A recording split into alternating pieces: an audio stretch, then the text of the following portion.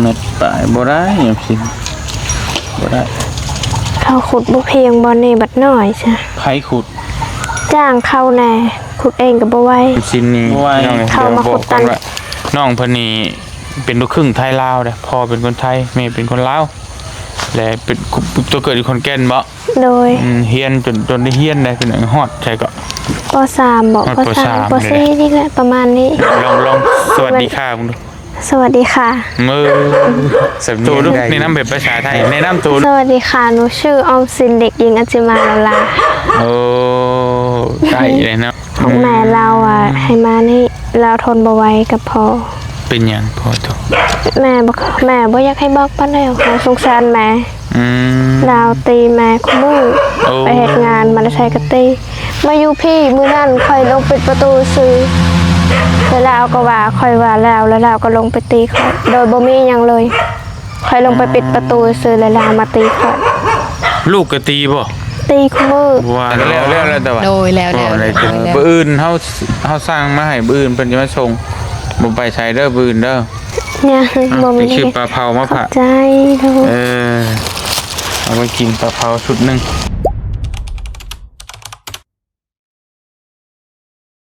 ทางใดอยู่ทางใดทางพุ่นบ่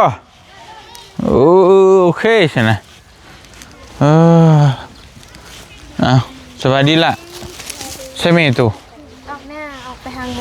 หางัวงัวบ่เห็นบ่งัวเชียร์กันงัวเชียร์รายทิศแล้วตายคักบ้านนี่ทิศนั่นคนเห็นเขามาบอกฮะเห็นเขามาบอกแต่เมื่อนั้นคนบอกว่างัวเชียร์บ่เห็นงูมันไปน้ำงูก็อื่นสร้างว่าแท้จักโต4 โตนี่แหละหมดหมู่ไปเบิดหมู่เลยไปตัวนึงอ๋อโอเคใช่นี่ไม่นี่ขุดแล้วของน้ำคุมขุดแล้วเบิ่งไปเบิ่งไปเลิกจะบ่ได้มาตรฐานอยู่บ่ได้ 100% 100%แต่บ่รับรองไม่มีจะบ่หามามีสำนั่นไหม100%เพิ่นว่าได้มั่งกว่าสิมาก็ไปเมื่อไรหลังคาเฮือนกันหลังคาเฮือนก็ไปมันเลยไปใช้อีกมันไปใช้มันหลุดออกหมดแล้วนี่ตัวกลางนี่หลังคาเฮือนก็ไปหมดแล้วไปหมดแล้วพี่น้องเลยเนาะสบายดีเด้อพี่น้องเด้อมื้อนี้ก็มาเบิ่งห้องน้ำบ้านน้องออมสินพี่น้องอยู่เนาะทักทายสบายดีบ่เตียงไปสั่งอันนั้นไว้ละสั่งแท่งสั่งยังมาเรียบร้อยเนาะมื้ออื่นเพิ่นเอามาส่งโดยตัวเทกเบิ่งบ่แม่ตัวเทกเบิ่งบ่นี่เราสิแทกบ่ล่ะหอกจักคือจังบ่ใหญ่บ่น้อยมันบ่แม่นนะโอ้ตายเป็นไม้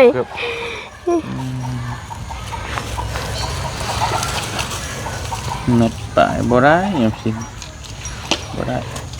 เขาขุดบุเพียงบ่นี่บัดน้อยใช่ไผขุดจ้างเข้าแน่ขุดเองกับบ่ไหวเข้ามาขุดตันคืนนำเท่าไหร่ให้จะเฮาก็บ่ฮู้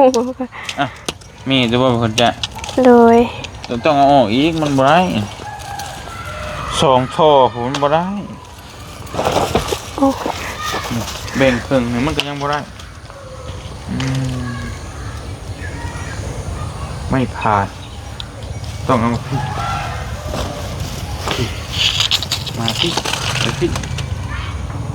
เพราะมันใช่เราอยากได้6ท่อเราเตียงจะสร้างใหม่6ท่อเลยเป็นอย่างนั้นเนาะ6ท่อแล้วมันแถวละ3แต่มันบ่ได้เนี่ยแบ่งครึ่งนี่มันก็ใช่2ท่อเลี้ยงเนี่ยมันบ่ได้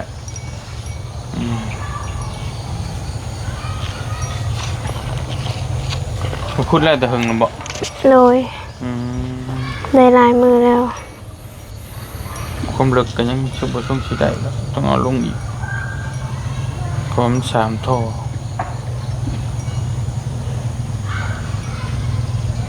จักเขาขุดจากมือเดียวบ่2 มือนี่แหละขุดบ่ต่ำประมาณ50นี่ไม่ใช่ได้ประมาณ2ท่อ50 เซนเมตร มันสิโผล่มาพี่สูงแม่จะบ่ให้คุณหมด เลยเราเลิกบนนี้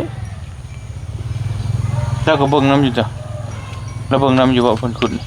เบิ่งอยู่ห่างๆอยู่เป็นกำลังใจห่าง เป็นกำลังใจนะ เมื่อยเลยมีเป็นกำลังใจนะ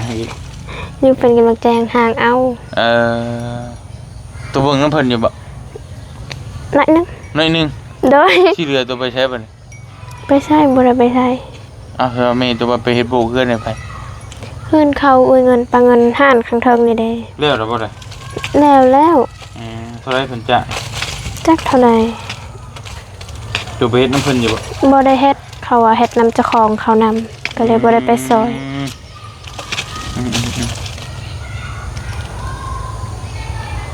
บุผ่านแล้วมันต้องใช้6 ท่อ6 ท่อมันแถวละ3แถวนี้ก็3 ท่อแถวนี้ก็3 ท่อแต่มันสมมุติว่าท่อนึงมันก็ฮอดพี่เลยกลมๆมาครับอันนี้มันใส่บ่ได้แล้ว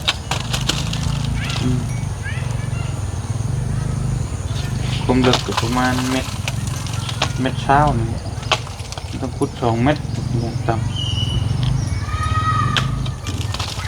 คำว่าเราสิมาเมตุ คำพูดแรกแล้วสิมาเราหัวก็ออก นี่สิเห็ดทานมองตั้งมันตำบึง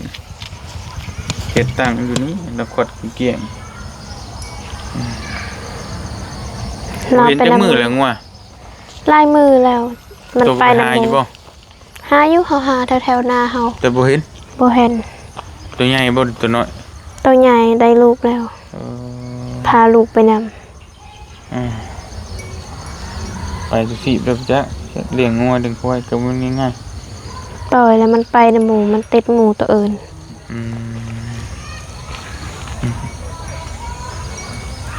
พี่น้องกินแล้วข้าว เนี่ยบ่ ไป มี ชื่อปลาเผามา ขอ ผ่า บใจเด้อ เอาไปกินปลาเผาชุดหนึ่งพี่น้องเนาะมันเป็นอะไรเพื่อนตัวผู้กำลังฆ่าไปมันไปใช่ ใช่อีกอันหนึงไปแล้วจะไปใช้หั่น ปิวไปเลยบ่ อีกอันหนึงอยู่พุ่นทับเมนไว้ บ่ โดยไปเฮ็ดโดย มันล่ม ไป แห้ง เลย บ่จังปิวไป ปิ้วไปเลยอีกอย่างมันอยู่ดนแหละแบบไม้มันบ่แข็ง โอ้ ๆน่าสิตกเมื่อคืนนี้ได้ยินเสียง โดนนี่โดนแห้งบ่ มันค่อยๆไปทีละหน่อยทีละหน่อย จักปีเลยเพื่อนนี่ตัวจื้อบ่ เฮามาก็ตั้งแต่น้อยๆเพิ่นตั้งแต่ไม่เฒ่าบ่เฒ่าอยู่พุ่น หายตัวมากก็เห็นเลยติ โดย เดี๋ยวนี้ตัวจักปีเลย 14 ปีแล้ว 14 ปี 14 เดือน 10 นี่ คือน้องออมสินนี่พี่น้องไงเดี๋ยวบอกก่อนว่าน้องเพิ่นนี่เป็นลูกครึ่งไทยลาวเด้อพ่อเป็นคนไทยแม่เป็นคนลาวและเป็นตัวเกิดอยู่คนแก่นบ่ โดย เฮียนจนได้เฮียนได้เป็นฮอดใช่ก็ ป .3 บอก ป ป สาม .3 ป .4 นี่แหละประมาณนี้ เว้าไทยนี่ชัดเจนได้เนาะ ได้อยู่ ได้อยู่ โดย ลองสวัสดีค่ะมึงดู สวัสดีค่ะ มือสำเนียงได้อยู่แนะนำตัวดูแนะนำแบบภาษาไทยดู สวัสดีค่ะหนูชื่อออมสินเด็กหญิงอัจจิมาลาลา โอ้ได้เลยเนาะสำเนียงได้ ได้นิดหน่อย เป็นยังก็บ่เฮียนอยู่ไทยต่อ อยากเรียนดูแต่ว่าบ่มีเงินอีกอย่างก็เราอยู่ผู้เดียวแล้วของแม่เราอ่ะให้มานี่เราทนบ่ไหวกับพ่อ เป็นหยังพอตัว แม่บ่อยากให้บอกปานใดหรอกเราสงสารแม่เราตีแม่คุมือ โอ้ ไปเฮ็ดงานมาได้ใช้กะตีมาอยู่พี่มื้อนั้นค่อยลงปิดประตูซื้อแล้วเราก็ว่าค่อยว่าแล้วเราก็ลงไปตีเขาโดยบ่มีหยังเลยค่อยลงไปปิดประตูซื้อแล้วเรามาตีเขา ลูกก็ตีบ่ ตีคุมือ ว่าหรอว่าอะไรจะได้ ตีแบบเรากินยานำกินเหล้านำกินยานำ พ่ออันเด้เนาะ บ่มีมือใดบ่ตีแล้วเราบ่กล้าบอกไผ เราก็บ่อยากบอกติ โดยเราบ่อยากบอกปานใด เราก็ทนดีอยู่เนาะ ทนหลายปีแล้ว เรามานำบ่เราเคยมานำบ่พอตัว ก็มาปะกันอยู่พี่หั่นแหละ เออ และตอนนั้นพ่อเฒ่ายังอยู่ในฮะพ่อเฒ่าไปรีนอนอยู่พุทธญาณเราอารวาสเราอารวาสละเทื่อนึงก็เลยรีนอนอยู่พุทธเฮือนข้าวบ่าวไหล เออ โอ้คิดว่าเราอยู่แต่ไทยบ่เคยมาอยู่พี่มาคือกันติ มาอยู่ตอนน้อยๆแล้วก็มาตอนนั้น ตอนนั้นเรายังบ่ทันตีแม่เฮาตอนนั้น เรามา ตัวจื้ออยู่บ่ตัวใหญ่แหละจื้ออยู่บ่ จื้ออยู่เฮายังมีฮูปพอเฮา ตัวบ่ตัวตอนเราตีแม่ตัวจื้ออยู่บ่ จื้อ ตีตัวพร้อมบ่ ตีตลอด เป็นหยังจังตีสมมุติว่า แบบเราเมาเราแล้วเราคิดว่าแม่เฮาไปหาเรื่องแล้วเราก็เลยตีแล้ว ตัวน้อยๆนี่ก็ตี ตีนี่ซ้ำลูกเข้าเบาไหลนี่ตีตลอดคือตลอดคู่มือ แสดงว่าแท้เนาะในแม่ตัวอดบ่ได้บัดนี้ติ นาซิแมนเราก็เลยพาคอยมานี่เลยอยู่นี่เลยปะอยู่นี่เลย ก็ได้เลิกกันบัดนี้ว่า โดย พี่น้องเนาะก็คือว่าแหละเพิ่นก็มันคือสิไปกันบ่ได้แหละเราเป็นคนขอนแก่นพี่น้องตามที่ว่าแม่เพิ่นเล่าให้ฟังแต่ว่าเราก็บ่อยากเว้าปานใดเพราะเรื่องมันแล้วก็แล้วไปพี่น้องแต่ว่าเฮาก็ถามเบิ่งหั่นน่ะไปเพิ่นเว้าได้จังซี่เพิ่นเว้าได้สาเหตุที่มันเลิกกันนะเป็นหยังบางคนมันก็อีกแบบนึงบางคนก็อีกแบบนึงสาเหตุก็บ่คือกันเนาะแต่ละคนเลิกกันก็แต่ว่าน้องเพิ่นก็ว่าพอแล้วติดเหล้าติดยาแล้วก็ไปตบไปตีนั่นแหละก็ประมาณนั่นแหละพี่น้องเอ้ยถ้าเป็นทำนองนั้นก็ประมาณนั่นแหละก็อยู่กันบ่ได้แน่นอนถ้าเป็นแบบนั้นก็ได้นะบ่เตียงก็เห็นมันหลายคู่อยู่แต่จักสิว่าแนวใดเรื่องแบบนี้ก็ได้มีแต่ว่าระเบ้าสิมาบอกว่าบื้ออื่นให้ตัวอยู่เฮือนเด้อ โดย ให้แม่ตัวอยู่เฮือนพร้อม โดย ถ้าว่าเพิ่นสิเอาท่อมาส่งแล้วก็เอาทั้งปูนเฮทรายนั่นแหละเลยไว้หมองใดก็ให้แม่ตัวมาบอกไว้น้องจะเข้ามาได้ตัวบ่รถก็ได้ เราตัดอันนั้นออกแล้วตัดต้นไม้เลย จักสิเข้าได้หรือบ่หรือว่าให้เข้าทางพุ่นเราก็เลยตัดออก สิได้บ่ก็บ่เข้ามันเบิ่งทางเขาก่อนรถเพิ่นที่ว่าต้องเอา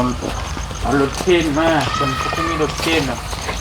มันยกลงอยู่แล้วแต่เบิ่งยกบ่ได้มีตัวมามีแต่ให้บอกมีตัวนั้นนั่นนี่ โดย บ่ได้นี่เขาได้บ่อันนี้ กันเราอะให้เข้าทางนี้เอาทางนั้นก็คาสายไฟคาหยัง มีตัวใหม่นี่ได้นี่สิเข้าบ่ได้ก็มีตัวนี้สิเข้าได้มีตัวนี้ก็เข้าได้มีของนั่นต้องตัดงานี่ออกอีกรถเข็นสูงงาต่ำนี่หากระตัดบ่อน โดยหากระตัดเมื่อวานมาซื้อนี่ บ้านที่นี่ตัดไว้ให้รถเข้ามาโดยเฉพาะนี่ โดยมันถกนำเราเลยตัด ตัดหักออกเลยนี่คือใคร ที่จริงเราบ่อยากตัดดอกอันนี้เห็นเราให้เขาตัดตัวนั้นแต่ว่าเขาน่าสิบ่ฮู้หรือว่าเขาตัดตัวนี้ไปนำ กกยัง นี่นะลำไย ยังไงอยู่น้ำมุด โดยกับน้ำมุด คำหวานบ่อน มะขามสมกับมะขามหวานเราอยากตัดออกอยู่เอาไว้ต้นหนึ่งก็พอ4 ต้นมันหก มันหกโพดติ โดยบดุควาดมัน เนาะตัดออกเท่านั้นแหละฉันเพราะว่ามันก็หนีได้คืออันตรายเติบอยู่เพราะว่ามันเพิ่งนี่ก็เวลายามฝนยามหยังมันหักกันแหละถ้าเพื่อนมันก็เพื่อนนี่ทรงเก่าดีเลยพี่น้องนี่เนาะคือตาข้าวอีปุยยาผมจะเบิ่งปุยเพิ่นแหละ แต่โดย แล้วก็พี่น้องนี่เนาะตะหึงเนาะเพื่อนผู้เฒ่าไม่เฒ่าตัวผมบอก โดย ไม่เฒ่าตัวก็อยู่นี่ติ โดย แต่ตอนนี้เพิ่นเชียร์เบิดแล้วบ่ เสียหมดแล้ว อยู่กับแม่2 คน โดยอยู่กัน2 คน บัดนั้นมันแม่แต่บ่ได้มีพี่น้องบ่จ้ะ มีอยู่ แต่เพิ่นไปอยู่เฮือนมันใช่บ่ โดยนี่กันนะพุ่นกับแมนตัวพุ่นตัวอยู่ทองนาพุ่น แต่แม่น้องน่ะอยู่นำพ่อนำแม่บ่ก็ได้อยู่เฮือนอยู่นำพ่อเฒ่าแม่เฒ่าก็ได้อยู่เฮือนเลยบ่ น่าสิแม่นแล้วว่าตัวนี้เฮาก็บ่ฮู้เหมือนกันแม่ตัวเป็นลูกคนที่แต่ลูกหลานบ่ได้ลูกกบ ลูกหล่าแม่นแล้วจ้ะเลี้ยงพ่อเลี้ยงแม่แล้วก็ได้จะน้องผู้เดียวหั่นแต่ว่าลูก ลูกแม่ตัวนั้นมีแต่ตัวผู้เดียวนะมีผู้เดียวเดี๋ยวเรามีน้องมีหยังอีกหั่นนะบ่ลูกสาวเดียวโตก็ลูกสาวเดียวอีกโดยลูกสาวหลากับลูกสาวเดียวลูกสาวหลากับลูกสาวกบกันเดียวกันคือลูกสาวเดียวเฮาเอาบ่ได้เรียนต่ออีกติอยากเรียนอยู่แต่ว่าคงบ่ได้เรียนโดยหมดหวังแล้วบ่หมดหวังแล้วแม่เฮาว่าไปหาเฮ็ดงานหาเงินเอาไปเฮ็ดงานหาเงินเอาโดยหาเงินแบบใดบัดไปหาเฮ็ดงานทั่วไปนี่ล่ะทั่วไปนี่โดยตัวเฮ็ดหยังปัจจุบันนี่เฮ็ดเวียกในเฮือนโดยแม่ว่าเฮ็ดห้องน้ำนี่แล้วว่าสิพาไปเฮ็ดงานไปเฮ็ดอยู่ไสไปจากแม่ว่าสิไปหาอยู่แถวมุกบ่หรือว่าอยู่แถวนี้บ่เขาไปข้ามไปไทยพุ่นบ่ฮู้คือกันเฮาก็ธรรมดาข้ามไปมุกเดี๋ยวนี้มันบ่มีที่บ่มีอยู่แล้วว่าฮอกลาวยังบ่ทันอยากปะเฮือนเฮ็ดอีหยังก็ยังบ่ทันแล้วเวียกแล้วงานเป็นไงเนาะก็สู้กันไปชีวิตอยู่ข้ามมือข้ามเว้นเฮ็ดได้พี่น้องเอ้ยก็สู้ๆนั่นแหละเฮ็ดได้มื้ออื่นบอกแม่ตัวเด้อโดยเพื่อนเพิ่นสิเอาเสาเอาบ่แม่นมีเสาหรอกมีแต่พวกอันบล็อกพวกท่อพี่น้องเอ้ยปูนทรายดินนั่นแหละมีหินมาเฮ็ดห้องน้ำทางพอจัดก็มีเกษาเพิ่นมอบเงินให้บ่เตียงแต่ดนๆนั่นแหละไปเฮ็ดให้น้องเพิ่นพี่น้องเนาะก็บ่เตียงก็บ่ค่อยมีเวลากับเพิ่นก็บ่ค่อยว่างในช่วงนั้นก็เกี่ยวข้าวก็เลยมื้อนี้ได้ขึ้นมาบ้านแล้วก็สั่งไว้ให้เราเนาะไปสารบ่าวเมื่อก่อนเด้อโดยมื้อเจอกันใหม่เด้อเด้อสบายดีโดยพี่น้องไปพอเตียงขอตัวเดินทางกลับก่อนเดี๋ยวมื้อเจอกันพี่น้องเอาท่อยังมาส่งแล้วก็มื้อ2-3มื้อเตียงจะเดินทางไกลจะไปทางใดนั่นติดตามเบิ่งกันต่อไปเนาะสำหรับมื้อนี้ไปก่อนเดินทางกลับก่อนอันนี้มาเด้อโอ้ยมาน้ำงัวฮะมาน้ำงัวเห็นแล้วงัวแน่ใครอยู่ฉันดีใจน้ำสบายดีเด้อเด้อเช็คเบิ่งแล้วคุ้มน่ะ10,000สิแปลงน่าฮู้อยู่บ่วันบ่ผ่านฮะฮู้อยู่บ่วันบ่ผ่านฮู้จักอยู่น้อยๆนี่แหละน้อยๆนี่มันบ่น้อยหลายๆเติบได้หั่นน่ะ2ท่อ2ท่อว่าลงคูเด้ก็นั่นน่ะคูแล้วแต่ว่ามันสิได้บ่จ้ะบ่แต่ละเม็ดบัดเบิ่งเลยเด้บัดเบิ่งได้เท่าไหร่ท่อวงนึงหั่นตัวใหญ่ของเขาเอามาหั่นเม็ด5เซนบัดนี้ไปวัด2เม็ดทางนี้ก็2เม็ดเม็ด5เซนบัดเจ้าแทกนะหั่นน่ะ2เม็ดแล้วเจ้าสิบ่เผื่อเลยบ่เผื่อน้อยนึงเป๊ะบ่ได้มันเป๊ะเลยบ่ได้เผื่อไว้นี่แหละเผื่อไว้แล้วว่าเดี๋ยวมื้อสิแปลงบ่ได้ข้าเจ้าบ่แปลงเอาลงบ่ได้มื้อแปลงมื้อที่แปลงทางปากแล้วก็ทางข้างๆแล้วก็ทางนี้ฉันมันบ่นั่นเด้แม่นเพราะมันเพราะว่าเฮาต้องเผื่อไว้จัก10เซนอย่างน้อยฮะเป๊ะเลยมันบ่ได้